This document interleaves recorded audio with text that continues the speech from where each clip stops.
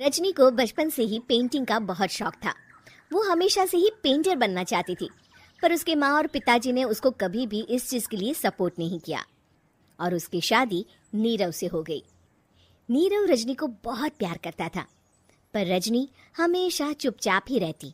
वो इस शादी से खुश नहीं थी। वो ये शादी नहीं करना चाहती थी। उसे तो हमेशा से पेंटर जो बनना था। अपने इस सपने को वो नहीं पूरा कर पाई, इसलिए वो हमेशा उदास रहती थी। रजनी, बहुत ही बढ़िया फिल्म लगी है, कल देखने चले?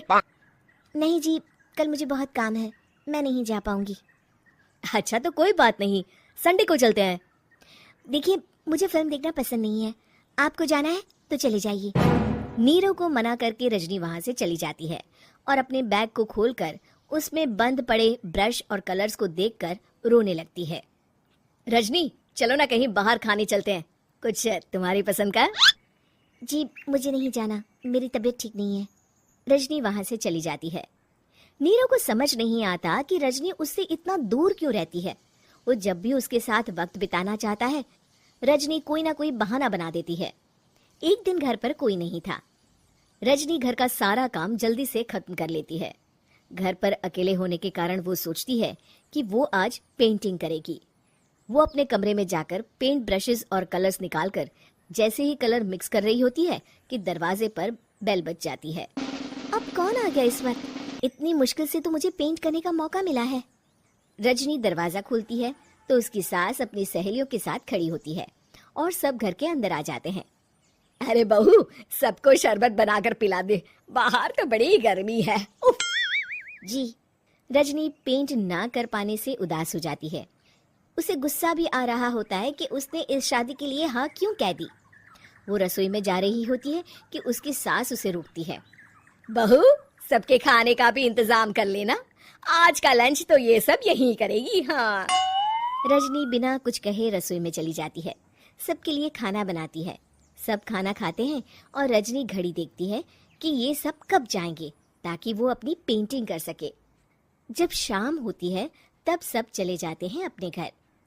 अरे बहू, सब तेरे खाने की तो बहुत तारीफ कर रहे थे, सबको बहुत अच्छा लगा खाना। आपको मुझे सुबह बताना चाहिए था ना कि आपकी सहेलियां आ रही हैं। पता भी है कितना वक्त लगा सारा खाना बनाने में। अरे बहू, तू ऐसे कैसे बात कर रही है मुझसे? तो और कैसे बात करूं? मैं इस घर की कोई नौकरानी नहीं हूं कि इतना काम करूंगी। रजनी अपने कमरे में जाकर दरवाजा बंद कर लेती है।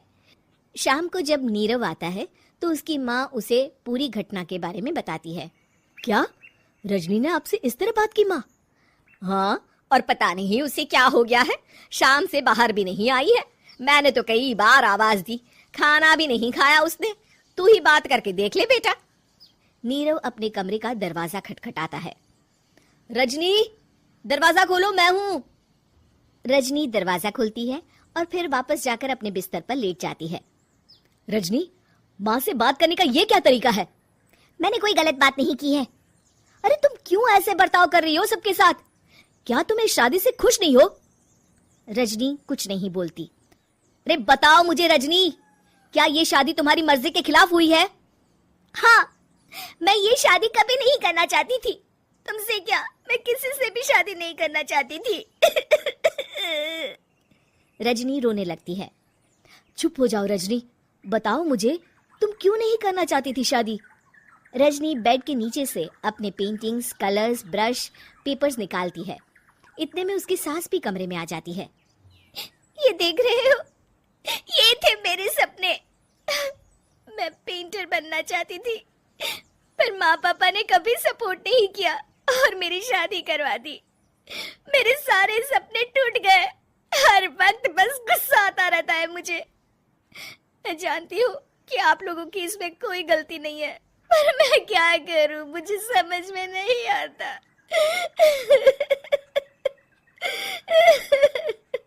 रजनी फूट फूट कर रोने लगती है।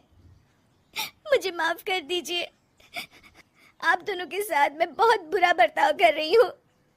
अरे रजनी बेटा, चुप हो जाओ तुम। नीरव पानी लेकर आता है। ये लो पानी पियो और शांत हो जाओ। रजनी पानी पीती है और उसकी सास पेंटिंग्स देख रही होती है। अरे नीरव, हमें तो पता ही नहीं था कि हमारी बहू कलाकार है। अरे कितनी अच्छी पेंटिंग्स बनाई है, देखो तो। ये वाली तो मैं अपने कमरे में ले जाऊंगी। आपको ये पेंटिंग्स अच्छी लगी? अच्छी नहीं, बहुत अच्छी लगी। और तुमने हमें बताया क्यों नहीं? तुम जब चाहे पेंटिंग कर सकती हो रजनी। हम तुम्हारे सपनों को पूरा करने में तुम्हारा पूरा साथ देंगे। हाँ बेटा, हम कला की कद्र करते हैं। हम कलाकार तो नहीं, पर मुझे गर्व है कि मेरी बहू एक कलाकार है। रजनी, नीरव और सास तीनों हंस पड़ते।